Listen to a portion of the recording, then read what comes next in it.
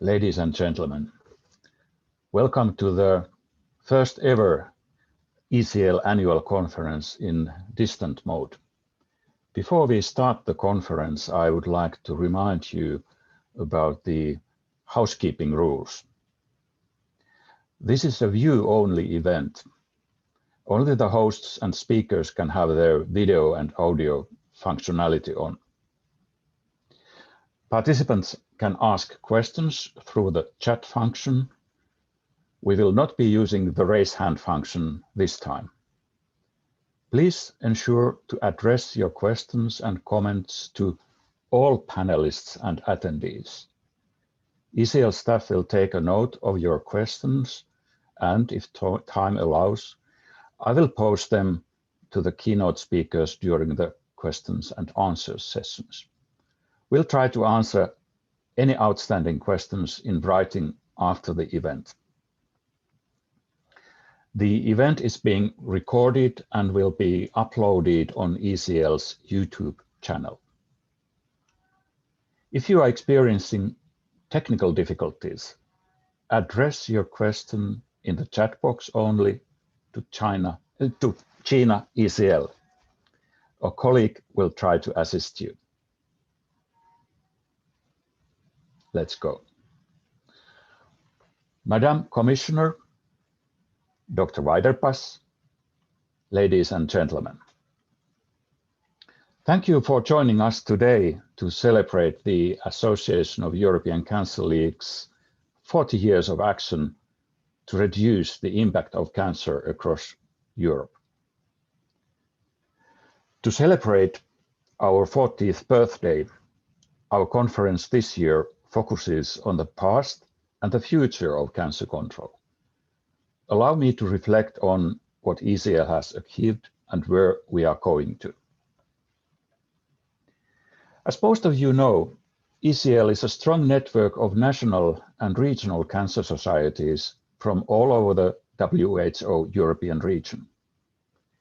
We were founded in 1980 in Rome by 14 societies and 21 well-known cancer experts.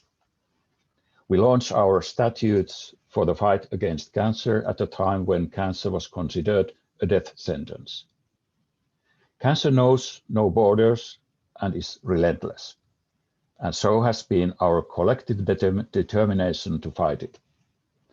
In the 1980s, cancer mortality was projected to rise beyond the year 2000. Today, not only have mortality rates declined, but we have sufficient knowledge to prevent up to 30 to 50% of all cancers. National and regional cancer leagues, our members, have helped translate scientific findings into concrete actions. What seemed impossible is now a reality. We have been closer to citizens, cancer patients, survivors, and caregivers, achieving some progress, for example, in spreading the messages of the European Code Against Cancer, creating a strong network of youth ambassadors to improve the dissemination of the European Code Against Cancer among young people, increasing the coverage of breast, cervical, and colorectal cancer screenings, and enhancing networking opportunities for leagues to share best practices and collaborate more efficiently, especially to reduce inequalities. ECL's eminent status in cancer control in Europe today is only thanks to our members and the successful relationships and collaborations we have established with those sharing our mission, such as WHO, IARC, the EU Commission, the EU Parliament, and other committed civil society organizations. Cancer leagues are the main resource for the public for cancer control information and services. Sharing the ambition of eliminating cancer, nothing less is good enough for us, for cancer societies, as well as for the citizens, patients, survivors, and caregivers we serve.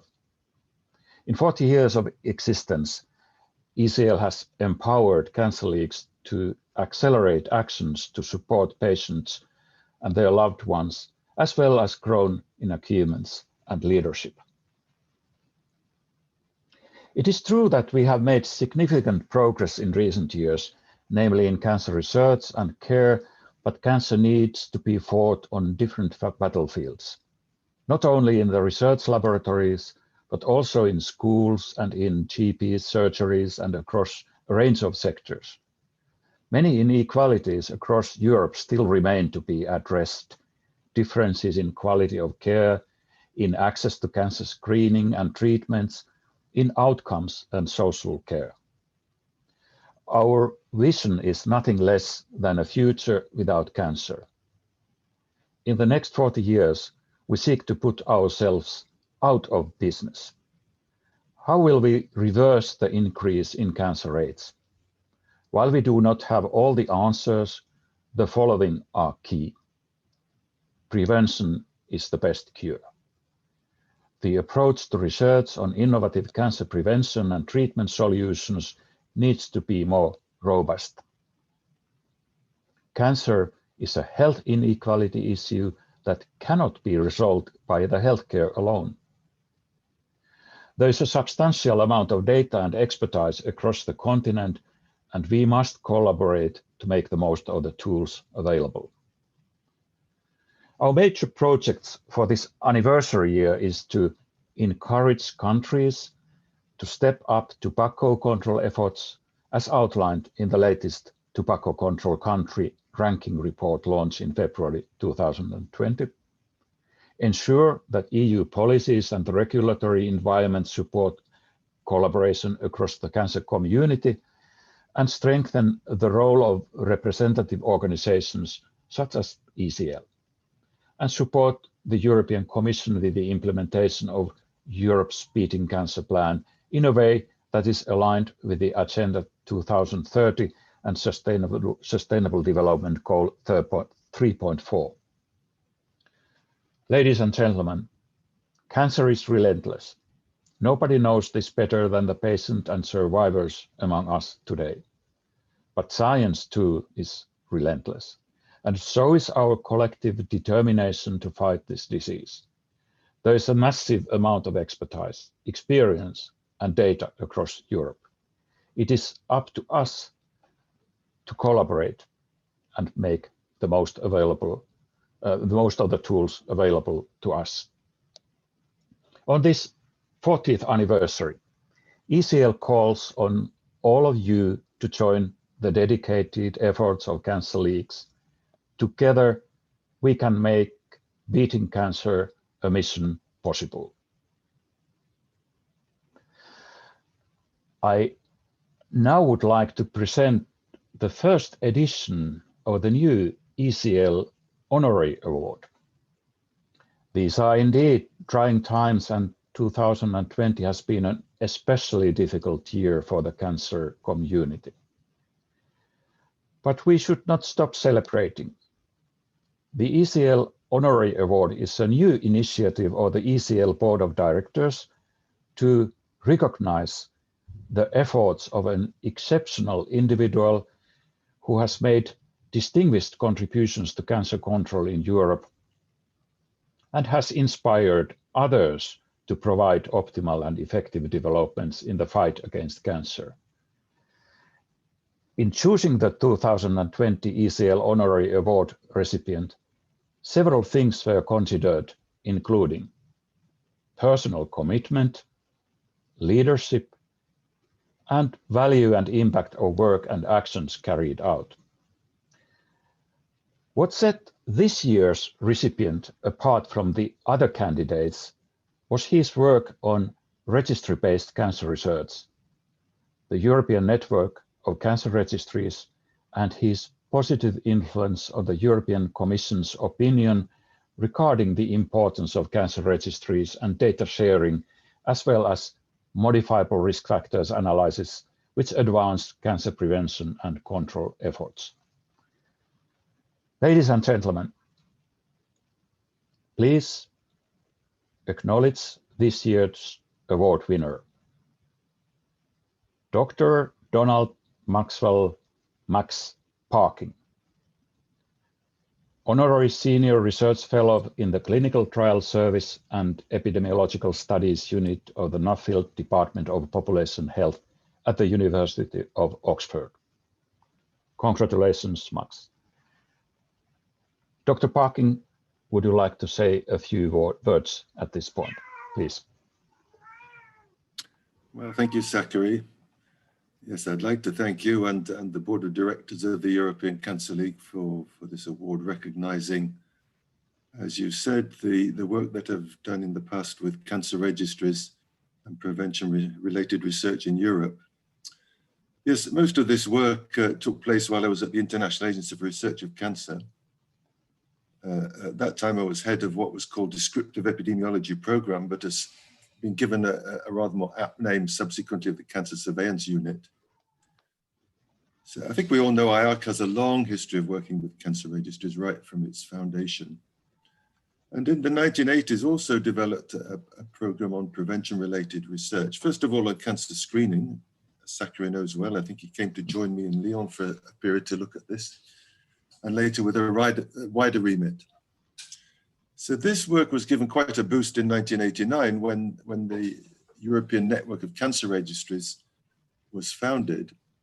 This project was put forward by IARC and jointly by several cancer registry associations, including the Nordic Cancer Registries. It was put forward as a project to the European Commission, Europe Against Cancer Programme, of what was then Directorate General 5. And the EU funded the project and has continued to do so ever since.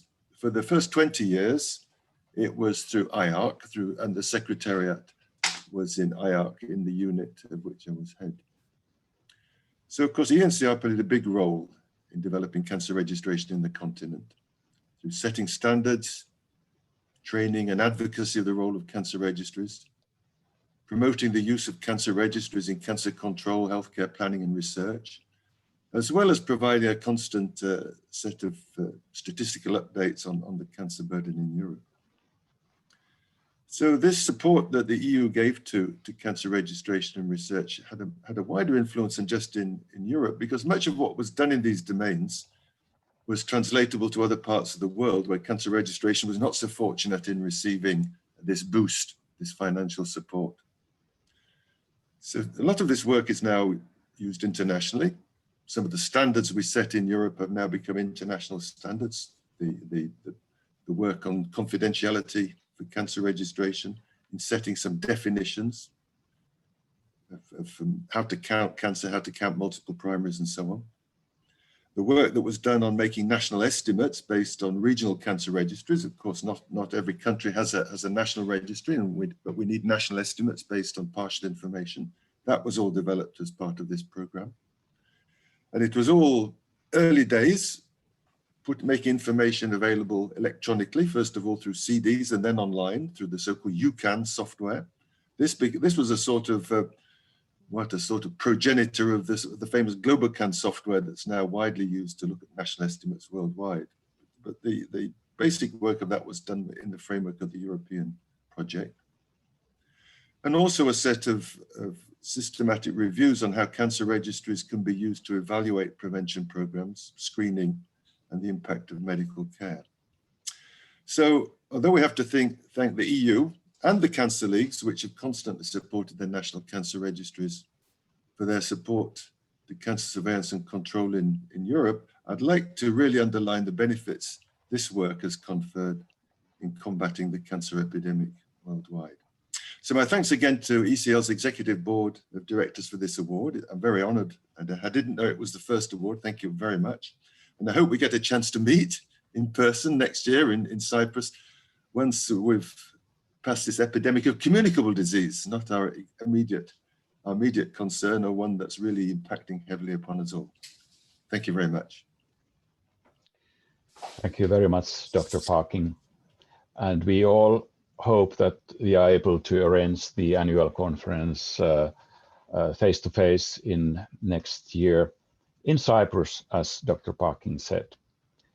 By the way, if you hear some strange noise when I'm speaking, I have to apologize. It's my youngest cat, which is in heat just now.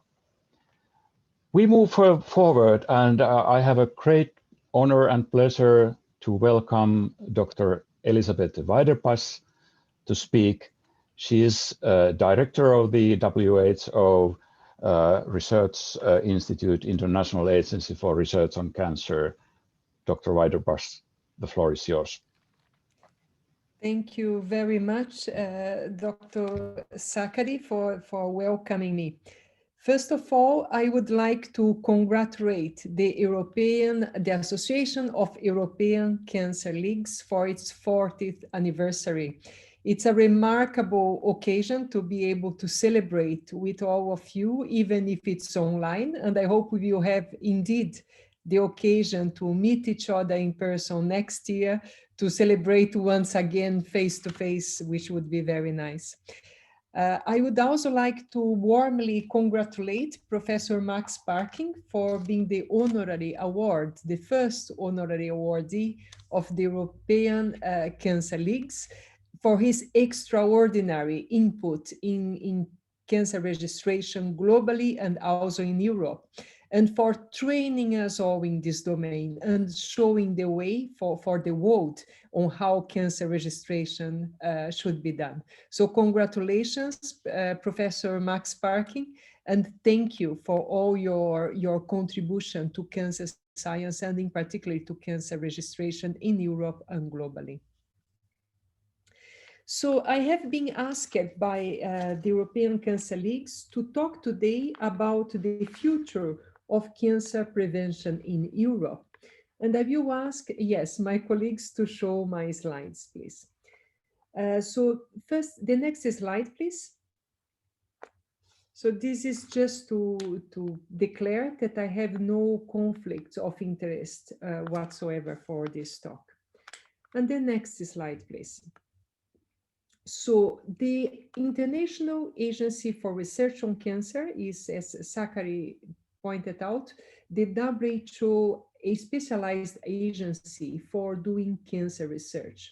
But we especially focus in cancer prevention. And since I joined IARC as director last year, we have been rewriting our new strategic plan for the years 2021 to 25, putting much more focus in cancer prevention. And we decided to group ourselves and our activities and concentrate our budget in the 4 pillars that I understand are our basic missions at IARC.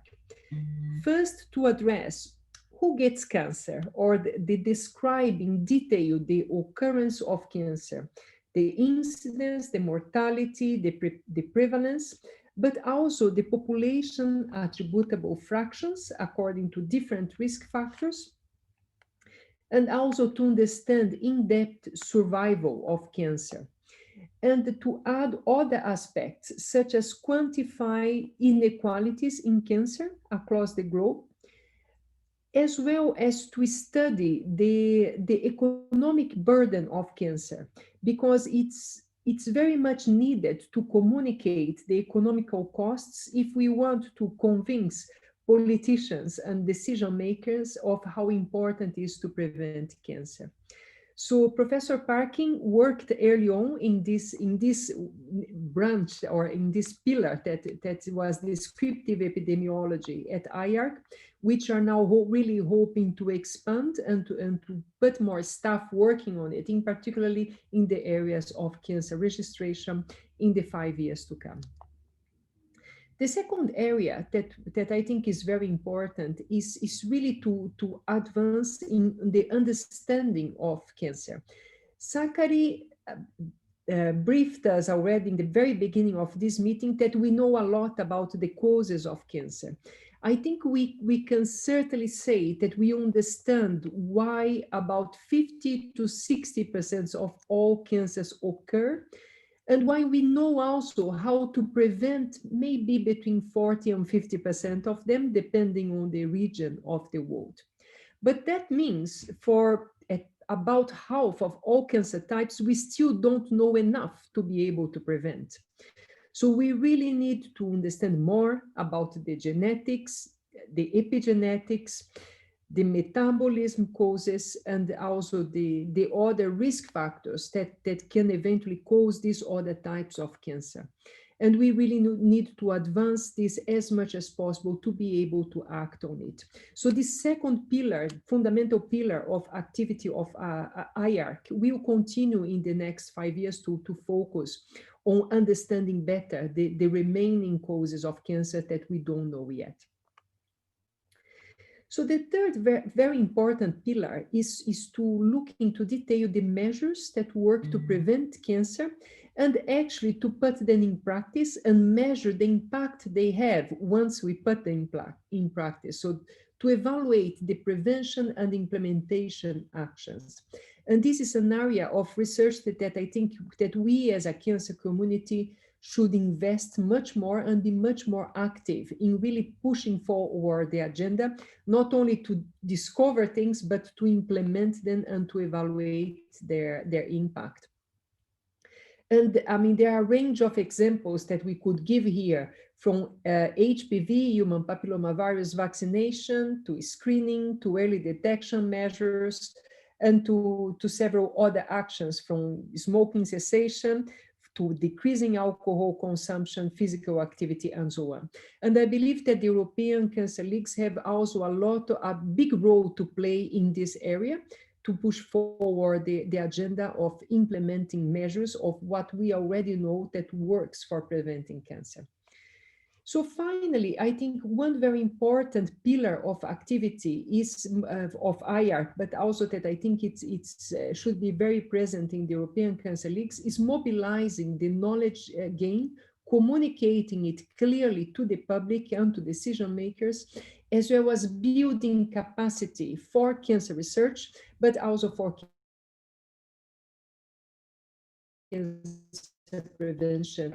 It's a very fundamental pillar of activity in my understanding, that I also want to increase activities for IARC in the 5 years to come. So next slide, please. So why is all of this so important? And the reason is that we will be seeing a quite substantial increase in the global cancer burden in the decades to come. Sakari mentioned that he would like to have the European Cancer League's role obsolete in the next decades, but I think it will maybe take longer than that, because we see, and here I show you the estimates for 2040, that we are going to have a quite substantial increase in the overall number of cancer cases. So, and this increase is really due to many reasons, but the main reasons are the demographic increase, the overall number of people globally, as well as the aging of the population. And combined, these two factors will explain this very large increase in number of cancer cases across the globe. Most of the increase will occur in lower middle income countries, which are the countries that are least prepared to tackle the burden of cancer. And this is really a matter of concern. Europe will also be affected in terms of increasing the total number of cases, but to a lesser extent than lower and lower middle income countries. Next slide, please. So in this slide, I show the need for cancer prevention in Europe, in particularly facing the projected cancer burden from now until 2040. So, and I divide the estimates for men and women in the two first lines and two second lines. And what we can expect is quite a substantial increase in both, in incidence and mortality. And this is including non-melanoma skin cancer as well. So, and these numbers are going to increase the burden on the healthcare systems and in society in general. So we will need to be prepared, not only globally, but also in Europe, to take care of this increasing burden. Next slide, please. So, more than 100 million new cancer cases will occur in Europe in the next 2 decades or so. And this is not the worst case scenario, but a rather realistic projection that has been done by the IARC team working in cancer surveillance. Quite a substantial burden. So next slide, please. So no country can really afford to treat its way out of the cancer problem. A balanced, integrated approach to prevention, early detection, and treatment is required. And we believe that more than 40% of all cancers today are preventable with rigorous cancer prevention measures being implemented. And here is really the challenge, is how to go from this knowledge that we have, that these are preventable, to implement them in practice. Next slide, please. So, which is the potential for primary prevention in Europe? And in this slide, I show the population attributable fraction in France, which is about similar to that of other European countries as well. And what we see here is that 40% of new cancer cases are attributed to smoking, alcohol, unhealthy diets, and excessive weight. And in this slide, you can see the different color codes attributed to the different risk factors and how they are divided. And also, I mean, as a consequence, in which ones we should act most or put more weight in action to have most of the impact. Smoking, as all over the world, is really still the biggest cause and is really priority number one, I believe, for all of us, and in particular for the European Cancer Leagues.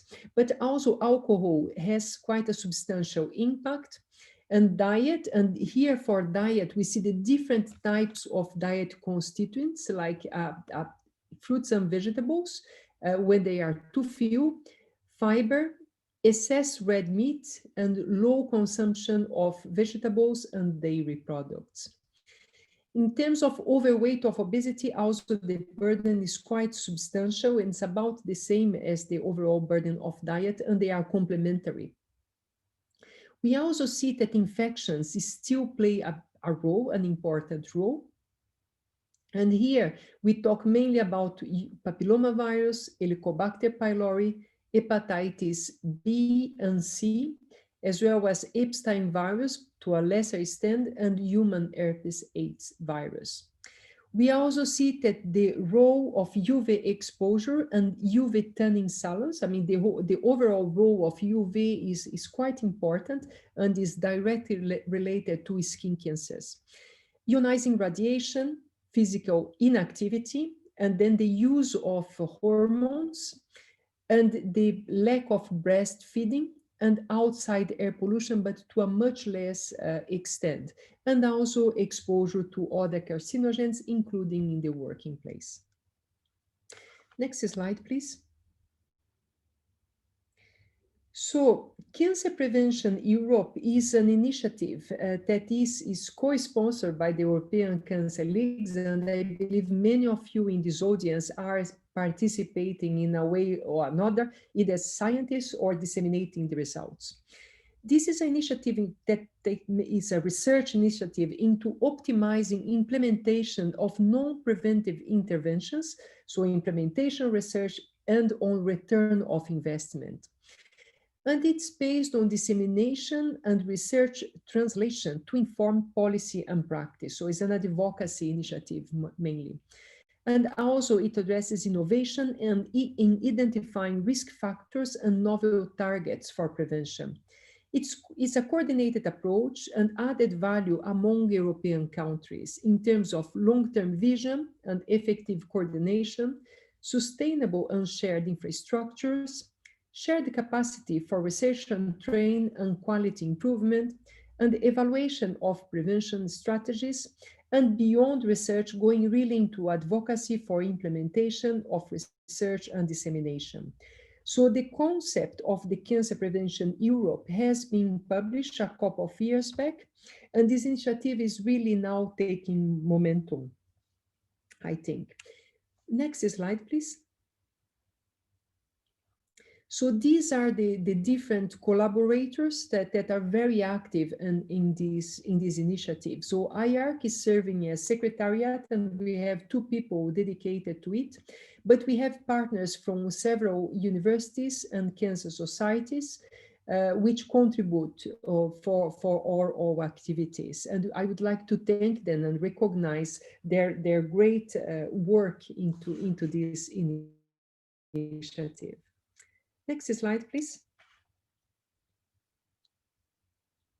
So the core of objectives of the Cancer Prevention Europe mission is to propose an agenda for future cancer prevention research activities at European level, and to provide overviews and guidance on the state of art regarding cancer prevention in Europe, to develop, define and conduct pan-European high-quality research projects involving the participation of CPE, and positively influence investment in cancer prevention research, and establish an European knowledge hub on cancer prevention, as well as facilitate the development of broad-based multidisciplinary training and education in cancer prevention.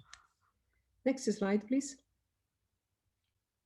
I hope that all of you are familiar with this tool, which is the European Code Against Cancer.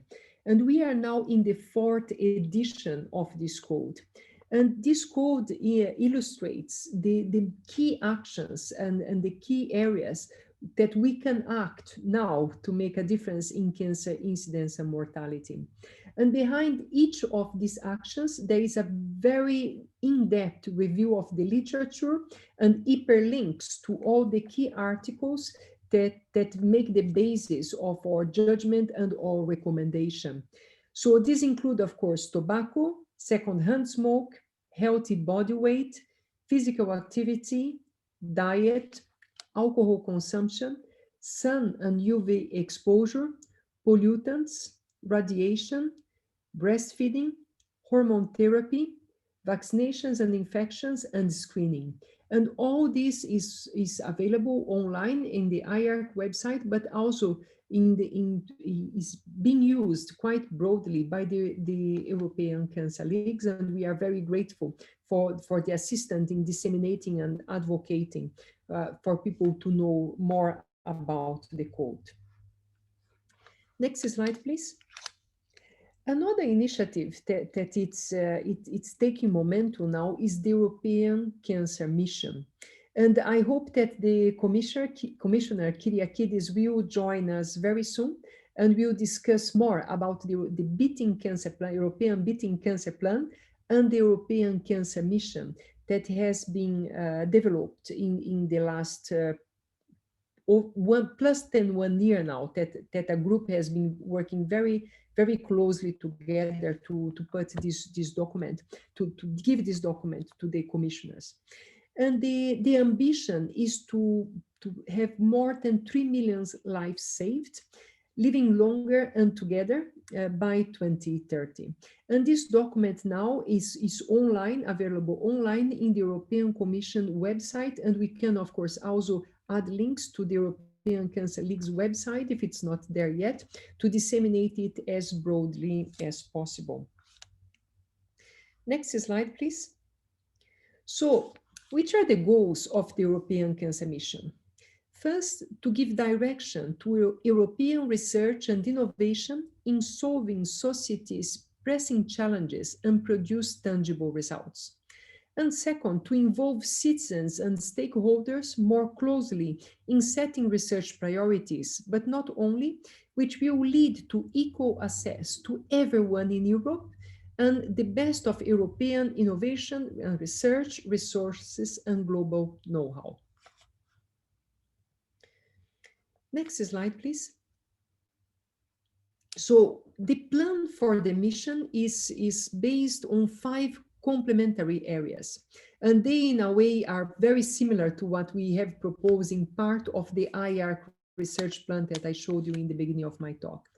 First is to advance understanding of the causes of cancer And this is really, it crosses over all other initiatives, and is very important because as I mentioned before, we still lack to understand in depth about half of the causes for 50% of all cancers. Then the second part is prevent what's preventable. So apply the knowledge that we have already to save lives. And the third pillar is to optimize diagnosis and treatment. And the fourth pillar, support quality of life and ensure equitable access across Europe. So this is really the basis of the European Cancer Mission that has been proposed to the Parliament for their consideration. Next slide, please. So, in conclusion, cancer is one of Europe's top 5 major societal challenges today, and it will be also in the next decades. The number of new cancer cases diagnosed is projected to increase by over 25% in Europe by 2035. So it's quite a substantial increase and will demand a lot of resources.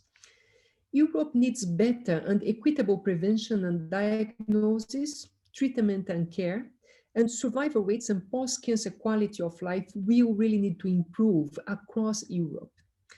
Cancer prevention is vital to cancer control in the coming decades and is currently being, to a certain extent, neglected, and we need to change that. Cancer prevention research is currently underfunded, fragmented, and to a certain extent also lacks a strategic vision. And this is why we really think that the European Cancer Mission has a very important function to focus attention from decision makers and politicians to what is really important. And a strategic plan for cancer prevention is required, encompassing research, planning and implementation and evaluation. And Cancer Prevention Europe can provide a rallying point for diverse stakeholders to shape the future cancer prevention agenda in Europe. So next slide, please. So I will now stop speaking and open the floor for comments, questions, and a dialogue. Thank you very much, Dr. Weiderpass. That was an excellent introduction to the discussion today. And we have already 2 questions from the audience. I start with the one related to cancer registries. We know how population-based cancer registries can provide data on cancer incidence, mortality, survival rates at the population level, and so on. But there are more and more expectations related to the data on treatments. So do you see that the population-based cancer registries can be used for evaluating the treatment outcomes? And if not, what should be done? Please. Thank you very much, Sakari. This is a very interesting question and very important. And I believe the cancer registries, in particular in Europe, are discussing this a lot. In some cancer registries, in particular in the Northern Europe, some variables have already been included as in the regular registration, such as the use of radiation therapy, chemotherapy, and surgery. And this is going on, sometimes not for all cancer types, but in the so-called quality cancer registries for specific cancer types, which are priority for some geographical areas. And this is indeed being used now more and more to do what we call real-life oncology. That means to evaluate the impact of new therapies, not only in clinical trials, but when they are used in practice at population level. I believe we are still doing baby steps in this scenario, and I mean, it's a trial and error initiative. It's quite time and resource consuming. So I think the cancer registries should first of all focusing their core business to register well incidence, mortality, survival, and then work with prevalence estimates and so on and so forth before they adventuring in adding complexity. And of course, Dr. Max Parkin is our main specialist in this domain, and you might also ask him to comment. But I believe there is a risk that cancer registries become too ambitious to add too many variables in their databases, and increasing the cost and the time that they need to collect the data. And by doing that, they, in a way, they decrease the quality of the basic cancer registration. So I think it needs to be a balance, that they only add complexity once their basic work is very solid to be able to do it. There are also issues which are related to GDPR and the ability of cross-linking data with hospital data and other databases. And in some countries where this problem has been partially resolved, it's also possible to link cancer registry data with hospital registers and drugs used inside hospitals. And this might, in a way, be a solution instead of adding data collection burden to cancer registrars. Thank you very much. I think that was a really extensive answer to this quite challenging question. So we have a trade-off situation there, and we have to deal with it. There's another question related to screening of cancer and early diagnosis, but I think that was more to the commissioner, and we can come back to that question later. But then there's another question related to so-called endocrine disruptors. How do you see are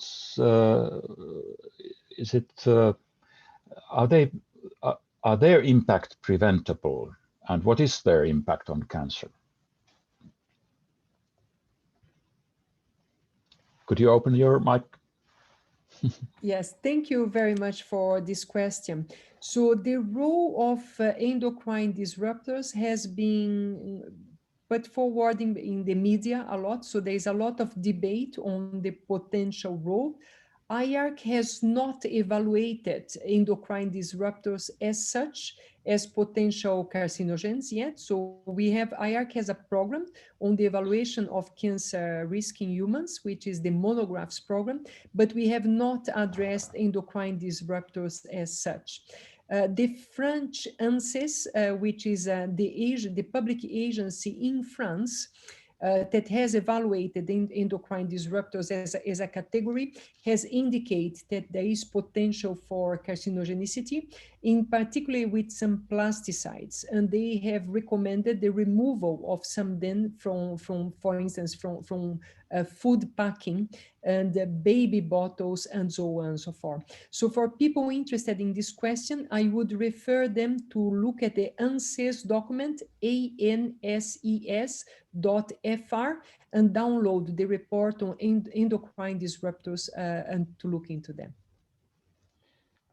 Thank you very much for this, Elisabete. I think we shall move forward now and come back to other questions at the end of this conference. Now I have a great honor and pleasure to welcome the EU Commissioner for Health and Food Safety, Mrs. Stella Kyriakides. She has played a very important role in the promotion of cancer control in Europe. And her topic today is Future of Cancer Control in the EU, Europe's Beating Cancer Plan. The floor is yours, please. Thank you. Can you hear me? Yes. And is the video on? Because I can't start the video from my side. Not I'll yet. start my video now. Now that should be fine. Yes, thank you. Thank you. It's really a great pleasure to be with you today, even only virtually. And of course, let me start by congratulating you all on the association of the European Cancer League's 40 years of action and determination to reduce the impact of cancer. I want to really thank you for the significant contributions that the association and its network have made in cancer prevention and control. And of course, this includes the promotion of the European Code Against Cancer, the fight against tobacco, supporting youth ambassadors to raise awareness amongst young people, accelerating research, and actions to support patients and their loved ones. Your leadership over the last 40 years have had a huge impact on people's lives. And for this, I think we can all be grateful and really express our thanks. 2020, we all know, has been an incredibly difficult year for citizens and for all patients and their families. Healthcare services have been severely and are being severely disrupted due to the ongoing coronavirus pandemic, and this has affected the whole cancer pathway. We have seen disruptions in vaccinations and screening, challenges in maintaining treatment, including the supply of cancer medicines, difficulties in accessing diagnostics, issues to do with quality of life and follow-up care. Patients have often felt isolated, lacking psychosocial support, and this has impacted a great deal on the mental health of all cancer patients. We as a Commission have organized a number of webinars on the impact of COVID-19 on cancer prevention and care with a number of key stakeholders. And I participated in one during the European Cancer League's European Week Against Cancer and noted with concern the many reports that cancer patients are facing. This is a concern to ourselves and myself in this phase where we are now with the ongoing COVID-19 pandemic. I can assure you today the Commission is mobilizing all means at our disposal to support member states and stakeholders in tackling these challenges. Firstly, we will make available considerable financial support from the soon-to-be-adopted EU for Health programme with a particular focus on cancer actions. Secondly, working with member states and key stakeholders like yourselves, we will explain the full potential of the forthcoming Europe's Beating Cancer Plan. As you're aware, Europe's Beating Cancer Plan is a top priority for President von der Leyen and myself, indeed for the whole Commission. It is a cross-cutting priority, with many policy areas making important contributions to address cancer in a modern and holistic way, covering the entire disease pathway. Prevention, early diagnosis, early detection, diagnosis and treatment, quality of life of cancer patients and of those who survive cancer. Evidence now shows that 40% of cancer cases in the EU can be prevented through practices and actions targeted towards risk prevention at individual and population level. The ambitious and innovative objection of the first pillar of the plan is to prevent the preventable. That is where we can make the most difference. We will do this through actions focused on healthy lifestyles, environmental pollution, and vaccinations. Focus on behavioral risk factors will also benefit other major non-communicable diseases such as cardiovascular disease, obesity, diabetes. So the impact of this plan will go beyond cancer patients. We will step up early detection of cancer through screening and better implementation and rollout of existing population-based programs for breast, cervical, and colorectal screening. The use of IT and digital tools will be part of the solutions. We will be proposing under the plan, and this across the entire cancer pathway. The third pillar on diagnostics and treatment will see actions to ensure better integrated and comprehensive cancer care and address the current unequal access to quality care and medicines. Due to advances in recent decades in early detection, effective therapies and supportive care, the number of cancer survivors has gone up. This is great news, but it is not without its challenges. So Pillar 4 of our plan will be addressing survivorship issues, such as rehabilitation, psychosocial care, potential tumor recurrence and metastatic disease. The European Commission has supported cancer research and innovation for many years through the funding of research and technological development, multi-center clinical trials, and transnational research development. Europe's Beating Cancer Plan will tie in closely with the research mission on cancer led by my colleague, Commissioner Gabriel. The mission on cancer will ensure that through European research and innovation, we will continue to improve our knowledge base in cancer prevention and care. On the 22nd of September, during the Research and Innovation Days, the board of the Mission on Cancer handed us their report with 13 recommendations. Many of these recommendations underline and support actions currently considered for the plan. For instance, a better evidence base to inform prevention measures, research into better and more cost-effective cancer screening, the importance of addressing pediatric cancers, and a focus on equity. The Mission on Cancer will therefore help to deliver on the research and innovation objectives of the European Beating Cancer Plan.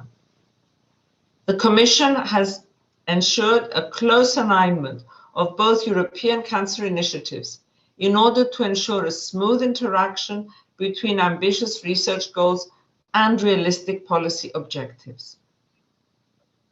When it comes to equal access to healthcare, too many differences and inequalities still exist between member states and within member states, and between different socioeconomic population groups. This is unacceptable. Each citizen deserves the same quality of care, the same access to new medicines, and the same innovative treatments.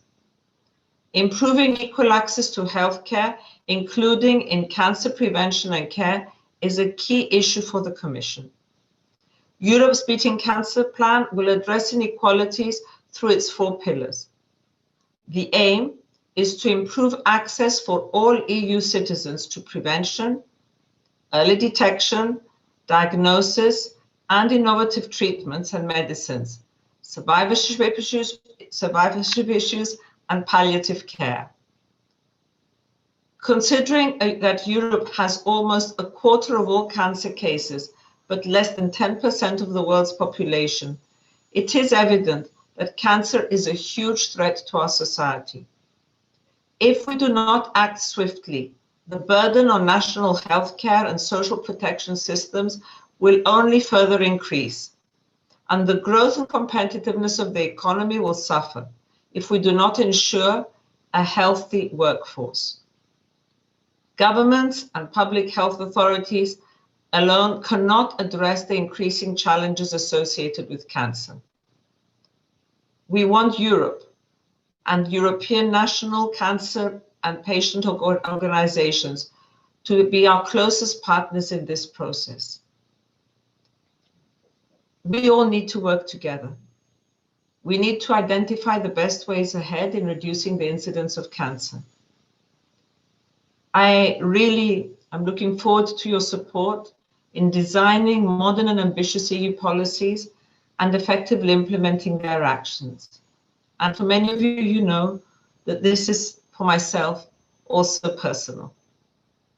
So we need your help in making the cancer plan a success by supporting the member states in the efficient and effective implementation of the different actions and in the follow-up. We have a unique opportunity. We are not going to let this go to waste. I look forward to working with all of you in making the implementation of Europe's Beating Cancer Plan a success. Thank you very much for your attention, and I'm very sorry that I cannot stay with you any longer, but as you can understand, this is an increasingly challenging time for all of us. I am always available to share and exchange, and I look forward to hearing from you. Thank you so much. Thank you very much, Mrs. Commissioner, and I can guarantee you that the Cancer Leagues will support you in full heart. Thank you very much. Thank you. Now we go to the questions we have received, and now it's Elisabete Weiderpass who has the opportunity to answer to these questions. First one is related to screening. Some cancers are not easily preventable. So early diagnosis is the main way to improve survival and reduce mortality in these cancers. We have now 3 cancers which are quite regularly screened: breast cancer, cervical cancer, and colorectal cancer. How do you see the prospect with other types of cancer? Will there be in near future other cancers in the national screening programs? Thank you, Sakari, for this question. I believe there is mounting evidence that the screening for oral cancer can be effective in countries where this cancer is highly prevalent. And this is particularly in the Indian subcontinent. So we are going to evaluate the efficacy of screening for oral cancer in the months to come at IARC. So we have put together a committee that will go in depth into the screening of this cancer type. There is a lot of debate for many years and of course, and it never ends with prostate cancer and the different algorithms to use that can be used to screen for prostate cancer. Currently, the widespread screening for prostate cancer is not advised, but it might be recommended, in particularly in people with very high risk due to family history. For other cancer types, the evidence is still accumulating, and I don't believe that we will recommend anything very soon, unfortunately. But research is really progressing in different areas, but I think the main challenge now is really to scale up and offer equitable access for these 3 cancer types that we know is effective and cost effective to screen, that you already mentioned: colorectal, cervix, and breast. And not only in low and middle income countries, but also within Europe and within regions of Europe and inside European countries, there is quite a lot of disparity in access to screening. And I think this is a challenge, as Commissioner Kyriakides pointed out, that we should address in Europe right now, because it's something where we can act as per today. For both 3 cancer types, colorectal and cervix and also breast, we know that there are effective ways to screen for them and offer effective treatment. So I think that should be our focus now. Thank you very much, Elisabete. There are 3 other questions related to prevention. The first of them is, I find it a little bit tricky. It's about secondary prevention. Once you have had the primary cancer, so do you think that the prevention program should also contain the prevention or the recurrence of the disease, or is it mainly part of the treatment plan? There are, I think, there are also questions related to second primaries, but this is more about the recurrence or the first primary. Yes, so in usually the clinical care includes that, or should include a part to on prevention of cancer in general and prevention of other non-communicable diseases. But basically, the recommendations that we do for primary prevention of cancer, and which is the European Code Against Cancer, they also apply for survivors. So as per today, we don't have a specific code for survivors. We recommend the same 12 ways of preventing cancer that we recommend for primary prevention, but also for people that have already developed cancer. That's very, very good advice. The 12 recommendations, they include recommendations related to diet and to obesity or preventing obesity as well. But one of the participants asked, why do we not have so good and so many preventive programs related to diet and obesity than for many other things like tobacco and alcohol? Yeah, so in fact, so we have been looking into that, and this the most effective measures that we believe will help with the obesity epidemic, for which no country in the world has really found a magic bullet, would be policy levels. So as we have seen for tobacco, I mean, teaching people that smoking is not good for you has an impact, but is a rather limited impact. It's only really when we scale up to policy level and increasing the price for tobacco products and decreasing availability and so on, that we see a true impact at population level. I believe that this will be the same with the obesity epidemic. It's only when societies and governments really take the policy decisions to act on it, is that we are going to see a true impact on obesity. And by that, it might be measures such as increasing taxation for unhealthy products, and with those taxes, subsidizing healthy diet, as well as proposing healthy meals in school and so on and so forth. So I think the only health education has limits, and I think the governments really need to scale up to policy level. The European Beating Cancer Plan has also taken the same approach, and there are suggestions on how to do that in Europe as a case test to see if that can be implemented. Thank you.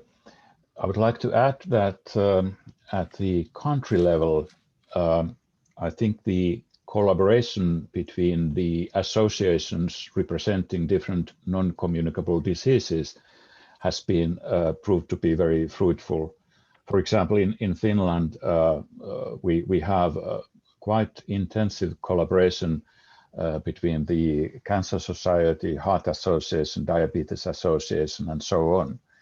So this is another area where we have to combine our forces.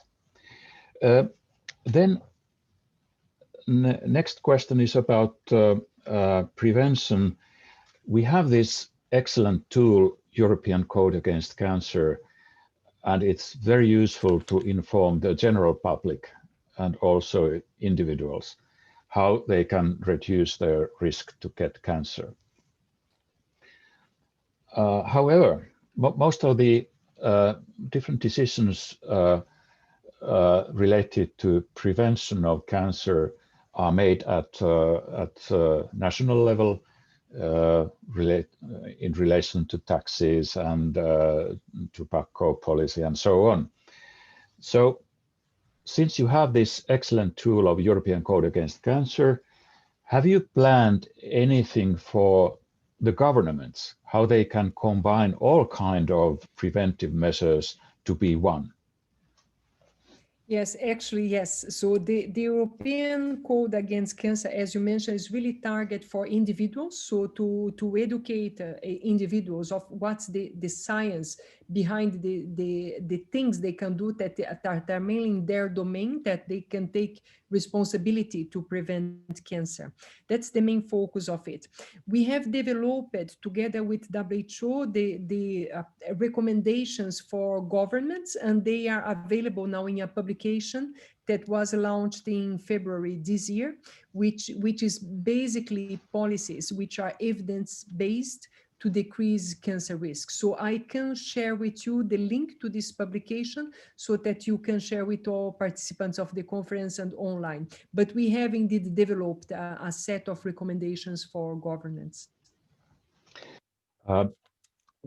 National cancer control plans are supposed to be a necessity for the countries and governments. What is the situation in Europe at the moment? How many countries do have national cancer control plans, and are they following the latest literature, and are they effective? Thank you for this question. Most countries in the European Union do have national cancer control plans. However, there are countries in Europe which are not in the European Union, and among those there is a lack of cancer plans. And when they exist, they sometimes lack fundamental parts such as budgeting and appropriate budgeting. So I would say that most countries have some sort of cancer plan in Europe right now, but their quality differ, the level of granularity differ.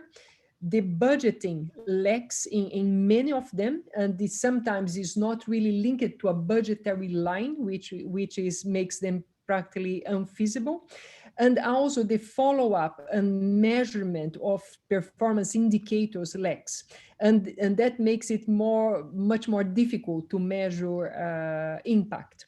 So I think it's very important that the countries that have cancer plans also measure how they are implemented in practice, how they are budgeted, and that there is a follow-up to see their effectiveness. Yeah, there's one question here that does the existence of a national cancer plan guarantee that it is implemented? And I can say on behalf of my own country that there is a challenge indeed.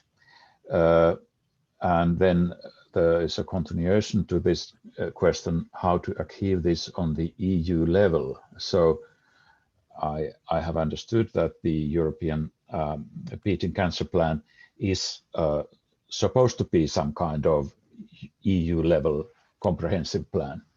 How do you see this plan our commissioner just presented? What is the importance, let's say, globally of that new initiative in the European Union? I think the European Beating Cancer Plan, it's an important initiative, and it has a major role of attracting attention to the cancer cause across Europe, and to show the areas which are relevant for tackling cancer. It's not only focusing on diagnosis and care, but on the whole spectrum, from cancer primary prevention to early detection, screening, diagnosis, survivorship, quality of life, and inequalities. So it's quite comprehensive. And there is quite a momentum, I would say, in the parliament and across countries. And there are many committees now looking into the plan and suggesting how this can be implemented at national level. And also the fact that the cancer mission is the only health mission that we managed to push forward for the next quinquennium, or is actually 7 years action, is quite important, and show that the cancer community is managing to call sufficient attention to the cause. So I think that together the European Beating Cancer Plan and the Cancer Mission will have an impact in terms of attracting budget for cancer research and action, and also to raise awareness amongst all European countries for the broad spectrum of areas that are needed to tackle the cancer challenge. There are two more questions. One is going back to the screening of cancer, and now specifically to lung cancer screening. One of the participants would like to know, what does the so-called Nelson study mean in the screening of lung cancer? Thank you for this important question. Yes, we have not discussed in detail lung cancer when you first asked a question about screening in general. So the Nelson study is a very important study that was coordinated by Dr. Harry de Koning in the Netherlands, assessing the effectiveness of lung cancer screening in Europe. And this study complements an early study done in the US that suggested that lung cancer screening could save lives. The Nelson study also indicates that screening for lung cancer among heavy smokers can be cost effective. And also the algorithm that they detected, that they developed to indicate which cases of heavy smokers and which lesions could be cases to be follow up for action show very important and promising results. The lung cancer screening now is being further developed. The UK is implementing it at relatively large scale, and other countries are considering implementing it as well.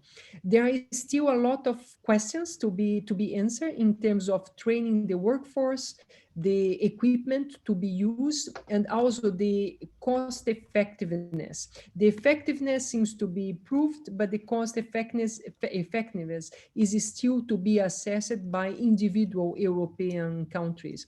And I believe many of these questions will be answered by the broadening of screening that is happening in several countries. I mentioned the UK, but also I believe Netherlands is making active plans to implement it on a large scale. Thank you very much. I have then the last question before we move to the next part of this program. You are supposed to make a fifth version of the European Code Against Cancer in future. And I think one of the big challenges which you mentioned yourself is how to communicate to the general public or to members of the general public. And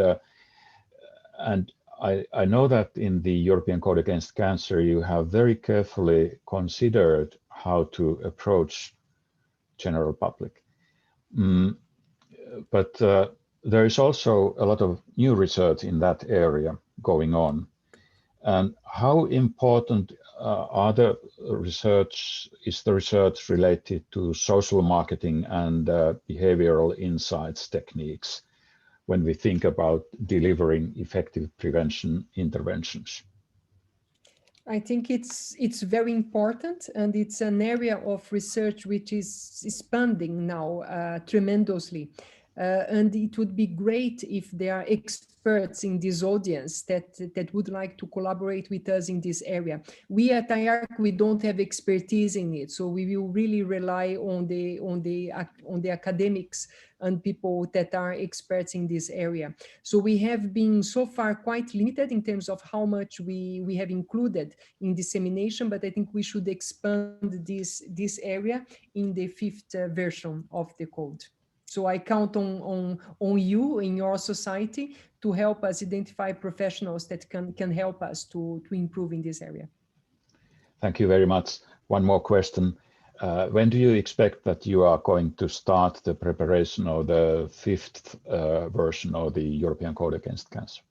I cannot give you an exact date, but hopefully by the next year, we will have very concrete plans. So not this year, but next year, we will be able to communicate the timeline for that. Thank you very much, Elisabete, and I hope that you can be here and answer to possible further questions during this session. I'm sure that there are many to come.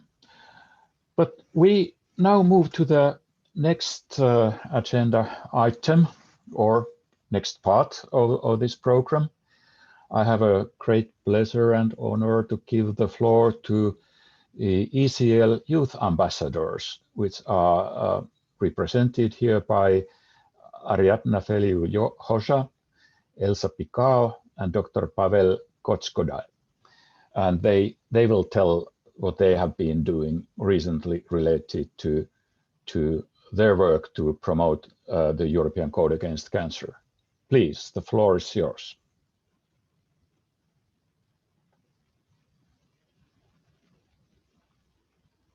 Hello, good morning. Are you seeing me? Yes. Okay, so good morning. I'm happy to share with you today a huge milestone for the Youth Ambassadors Network, our first publication on a scientific journal and a call to action it entails. I'm Elsa Picao, I came from Portugal, and I'm not alone. I have with me Ariadna from Spain, Pavel from Poland, two other youth ambassadors with whom I've been sharing my journey, and also co-authors of the publication. We were not alone as well. On this journey, we could count with the support and generosity of Joachim Schulz, to whom we are grateful. Thank you, Joachim. Not being alone matters. Cooperate and collaborate matters. Dream big, aim high, believe, persist matters. And we all know, when they are talking about cancer, cancer prevention, raising awareness, all those ingredients matters the most. So let me ask you, do you still remember last year ECL annual meeting? We do. It was the day that on behalf of our 66 colleagues from 36 countries, we have presented to you the Youth Ambassadors Network. How multidisciplinary and diverse we are. How have we been growing across Europe during the last 5 years? Our initiatives and actions to promote European Code Against Cancer and their impact on cancer prevention. But we also have learned about you, about amazing initiatives national cancer leagues are implementing, about the cutting edge research IARC is doing, about the cancer moonshots and the European Cancer Plan European Union is putting in place. You have challenges to think beyond the borders of our projects and goals, to think the value of collaboration and cooperation, of joint forces to advance cancer prevention in Europe. And we did it. On a nutshell, we have inspired us to move forward. Cancer burden in Europe will keep increasing unless we stop it. And sadly, the pandemic crisis we are facing will lead us to a worse scenario. Knowing that today, up to 50% of all cancer deaths across Europe could be avoided if all Europeans followed the 12 code recommendations, drives our actions and activities. Youth Ambassadors are a unique European cancer prevention network, a strong voice on cancer prevention awareness and cancer code dissemination among younger generations. So today, on behalf of all youth ambassadors, we are here to invite you to join us, to cooperate, to collaborate, to work with us. To national cancer leagues, count with us and with an energy of youth ambassadors for your countries and support them as well on their endeavors. To IARC, we would like to keep exploring opportunities to scientific cooperation, but also to reimagine with you creative ways to communicate and disseminate the European Code Against Cancer to younger and digital generations. And in response to Mrs. Stella Kyriakides, yes, we are ready to work with you, to support your work and to better communicate the European Cancer Plan in ways that younger generations can understand it and embrace it. Remember, not being alone matters. We believe that only together embracing synergetic partnerships through better and more cooperation and collaboration between researchers, health professionals, civil society organizations, policymakers, and a strong youth voice and engagement, beating cancer is a mission possible. We have heard this morning that cancer is one of the 5 major society challenges we are facing in Europe. We share this common goal. So let's share our strengths to multiply our impacts. We are ready. Are you up to? Thank you. Thank you very much, Elsa, and your colleagues. We are really very proud of you and the work you have done. This Youth Ambassadors initiative is now about 4 or 5 years old, and it has been a great success. And I think Elsa's contribution just confirmed that we have started a right kind of initiative, and we will certainly reply to your call. We Cancer Leagues will work with you together in this important work. Thank you very much. Welcome. We still have some time to go through some of the questions we have had here. I can inform you that this is the very successful conference. I think we have never had so many participants as we have had today for this annual conference. Of course, we hope that next year when we will meet in Cyprus that there will be as many participants as here today. And the youth ambassadors, of course, are an important part of that program. Since we have still some time, I will go back to one question, and I hope that Elisabete is ready to answer to that. Mm-hmm. And it's about radon and lung cancer. We know that radon exposure is linked to increased lung cancer risk. But how important that is, and what do we know about radon and lung cancer? Thank you for this question. So radon is carcinogenic. So radon is a gas, and it can be found in some areas in Europe at higher levels than what is recommended for health. So particularly when people construct houses or buy houses, in some areas, there is a recommendation to measure if there are radon in the cellars, or usually the parts of the house which are built underground. And in this case, to pay special attention to ventilation. So radon can increase lung cancer risk. We have discussed earlier on about screening of lung cancer, and I think the next natural question is if people that have been exposed to radon should be more screened or not. And there is no evidence that the screening studies that we have for lung cancer, there is no study specifically assessing people exposed to radon or to other environmental carcinogenics at this point. Yeah, thank you very much. Of course, it seems that radon exposure together with tobacco smoking is an especially big risk factor. In Finland, we have high levels of radon on the ground because of geological composition of our country. And in 1970s, during the oil crisis, the houses were built very tight, and that led to some humidity problems in the houses, but also increased radon levels. So that was a very good question for Finland as well. Since Elisabete earlier referred to Dr. Max Parkin when talking about the contents of the population-based cancer registries, and when you answered to the question how exact and reliable information we have about treatments and their outcomes.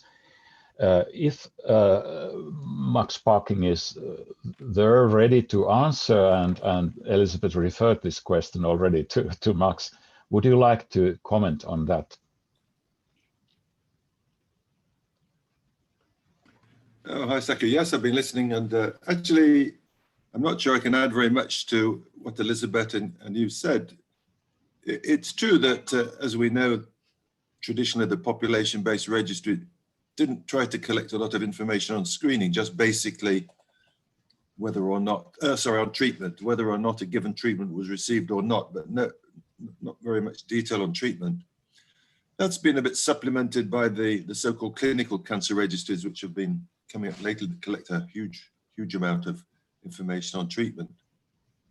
But I think Elisabete's right. It's in a way to expect the general registry to collect a huge amount of detail on treatment is not really feasible.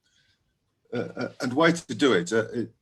It can be used for auditing, I guess, purposes, but certainly not for evaluation of treatment. I think that's very, very difficult.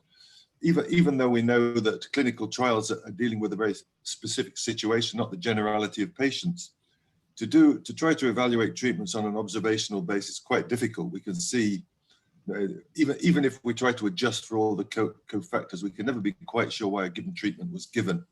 So I think we have to think carefully whether we really want a population registry, which is essentially there for public health, to delve deeply into these clinical aspects. Thank you very much, Max. We have a similar approach in Finland, that population-based cancer registry is there for population purposes, and then we try to think whether we could develop so-called clinical registries for that purpose, for evaluating the treatment outcomes. To some extent, you can also use population-based cancer registries to identify cases and controls for example, for secondary cancer studies, and then you can go to the patient records to find out the specific treatments these patients have received. Thank you very much, Max, and thank you very much, Elisabete, for answering for whatever kind of questions. And it's time to finish this conference. There is an opportunity to stay for a while after 2:30, and keep the discussion on in the chat. But I would first like to thank all the participants of this conference. There are still 142 participants in this conference. I think this was a very good thing to organize this in a distant mode, and we learned a lot, and I'm sure that we can use this again in future, perhaps for some other purposes, and I hope that we don't have to do the next year's annual conference in this form. And then I would like to thank our speakers, Dr. Elisabete Weiderpass, and the Commissioner for Health and Food Safety, Mrs. Stella Kyriakides, and the young ambassadors, and finally Dr. Max Parkin, who will give his lecture next year in Cyprus when we have our next annual conference. So there were a lot of calls for action today, and I'm sure that cancer leagues, which have their general assembly tomorrow, are ready to fight together with the European Commission and the Commissioner, with the help of all the excellent information we got from the IARC and research. So I hope you all a very healthy and productive rest of the year, and welcome to our annual conference in next year in Cyprus. Thank you very much. The official part of this conference is now closed.